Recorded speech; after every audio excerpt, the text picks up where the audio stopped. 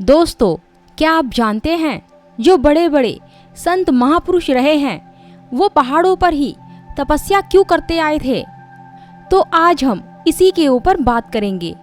जब ध्यान मेडिटेशन में बहुत आगे निकलने लगता है साधक, तब उसे ये एहसास होने लगता है कि जिस दुनिया में मैं आया हूँ उस दुनिया में मुझे हमेशा के लिए नहीं रहना है। यहाँ पर केवल मुझे अपने आने का उद्देश्य पूरा करना है, और वो उद्देश्य है दोस्तों अपनी हर एक इच्छाओं का अंत करना। इच्छाओं का अंत करके ही मोक्ष को प्राप्त किया जा सकता है और उन इच्छाओं पर पूर्ण विराम लगाया जा सकता है। और वो चीज काम करती है दोस्तों ध्यान मेडिटेशन। ध्यान मेडिटेशन को ज़्यादा पावरफुल बनाने के लिए जो हिमालय के पहाड़ हैं वो काफ़ी ज़्यादा असरदार होते हैं, क्योंकि वहाँ पर एनर्जी का फ्लो बहुत ज़्यादा होता है। ज़्यादा क्यों होता है इसे मैं आगे बताऊंगी। वैसे ध्यान मेडिटेशन क्या है दोस्तों? ध्यान मेडिटेशन केवल एक हथियार है, एक टूल है और कुछ नहीं। इस हथियार से आप कुछ भी अपने अंदर से निकाल सकते हो। जब आप ज़्यादा से ज़्यादा ध्यान मेडिटेशन करते हो, उस प्राण वायु को ज़्यादा से ज़्यादा अपने अंदर लेते हो, तब खुद को ब्रह्मांड की एनर्जी से खुद को कनेक्ट कर देते हो। लेकिन आप जहाँ रहते हो लोगों के बीच में, वहाँ पर आपको ब्रह्मांड की इतनी एनर्जी नहीं मिलेगी। वो क्यों नहीं मिलेगी इसे भी जान लेते हैं। शोर शराबा, प्रदूषण, ये सब एनर्जी के फ्लो में रुकावट पैदा करती हैं। दोस्तों, पहाड़ों पर क्या है, सबसे ऊंची चोटी के ऊपर जहाँ पर ऑक्सीजन की कमी होती है, वहीं पर साधक अपनी सांसों को बहुत कम लेता है। और ये पहाड़ उनके मन को सांसारिक उत्तेजनाओं से दूर करके उनका ध्यान अंदर की तरफ मोड़ देता है।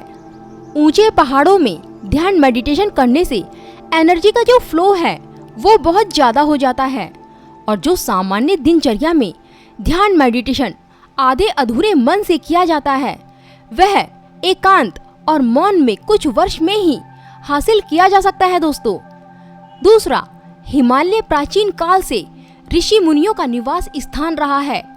कई योग पुरुष आज भी इन क्षेत्रों में रहते हैं जो लोगों की नजरों से दूर हैं, जो समय आने पर एक सच्चे साधक का मार्गदर्शन करते हैं। इसलिए इन पहाड़ों के आसपास की हवा में बहने वाली आध्यात्मिक धाराएं आध्यात्म में उठने के लिए बहुत शुभ है।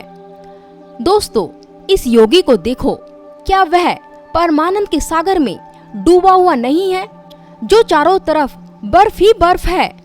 शरीर पर एक कपड़ा भी नहीं है, बाहरी दुनिया की कोई परवाह नहीं है। जरा सोच कर देखो कि इसकी ध्यान मेडिटेशन करने की कितनी सीमा है, कितनी सीमा में जा चुका है। ये बताना जरा मुश्किल होगा, लेकिन इतना बता सकती हूँ दोस्तों कि इस योगी ने सहस्त्रार चक्र में कदम रख दिया है।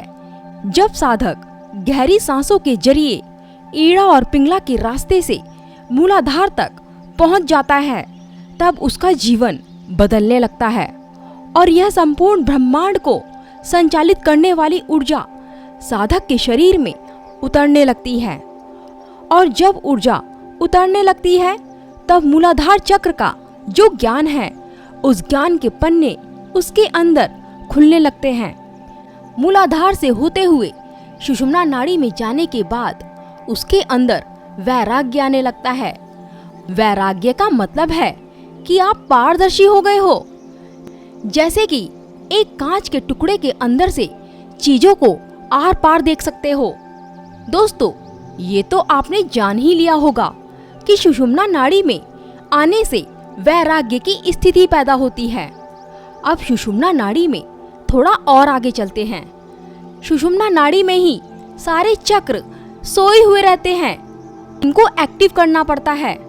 अब इनको एक्टिव करने के लिए आपको ज़्यादा से ज़्यादा ध्यान मेडिटेशन करना होगा, क्योंकि सहस्त्रार ही एक ऐसा स्थान है जो परमानंद से भरा हुआ है। सहस्त्रार का जो स्थान है वो नशे से भरा हुआ है। सहस्त्रार में जाते ही इंसान की उम्र थम जाती है। इंसान को भूख प्यास नहीं लगती है, सर्दी गर्मी का एहसास नहीं होता है, अमृत पान करने लगता है। जब तक साधक सहस्त्रार से नीचे के चक्रों में है, तब तक वो हर चीज के ऊपर प्रतिक्रिया करता रहेगा।